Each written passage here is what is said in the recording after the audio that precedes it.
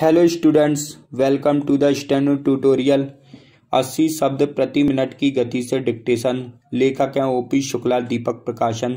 Dictation 5 second से start होगा। Yes, start.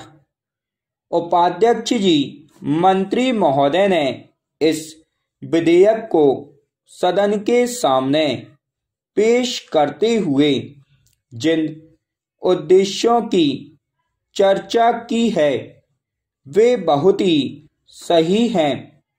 उनका पूरा पालन होना चाहिए। इस संशोधन विधेयक का समर्थन करते हुए मैं कुछ बातें अवश्य करना चाहता हूँ।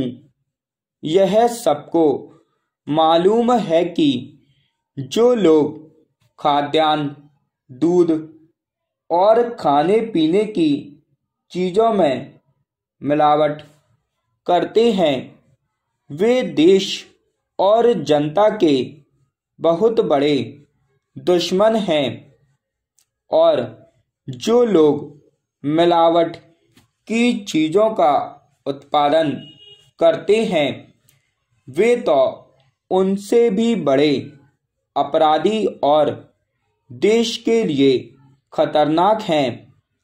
उनको नियंत्रित करने के लिए और समाज विरोधी कार्य करने से रोकने के लिए इस कानून में जो व्यवस्था की गई है उसका सर्वत्र स्वागत होना चाहिए, और इस बात का प्रयत्न होना चाहिए कि इसे शीघ्र ही और सख्ती से लागू किया जाए।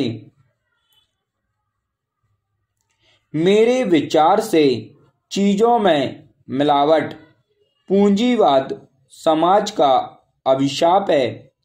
पूंजीवादी समाज में बड़े बड़े धन्ना सेठ, व्यापारी और गल्ला चोर हैं।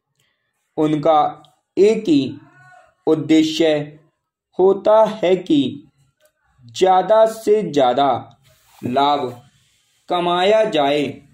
इसके कारण जनता को चाहे जो भी नुकसान हो वह मर जाए या जिंदा रहे, इसकी परवाह उन्हें नहीं होती। उनको तो बस ज़्यादा से ज़्यादा लाभ मिलना चाहिए। इसके विपरीत किसी भी समाजवादी देश में मिलावट की बात नहीं है। मैंने स्वयं एक देश में जाकर देखा है कि वहाँ सब चीज़ें शुद्ध मिलती हैं। यद्यपि मिलावट पूंजीवादी समाज का अभिशाप है, लेकिन पूंजीवादी समाज में भी इसको ज़्यादा से ज़्यादा रोकने का प्रयास होना चाहिए और मुनाफाखोरों के विरुद्ध कड़ी कार्रवाई होनी चाहिए। ये जनता के स्वास्थ्य और जीवन के साथ खिलवाड़ करते हैं।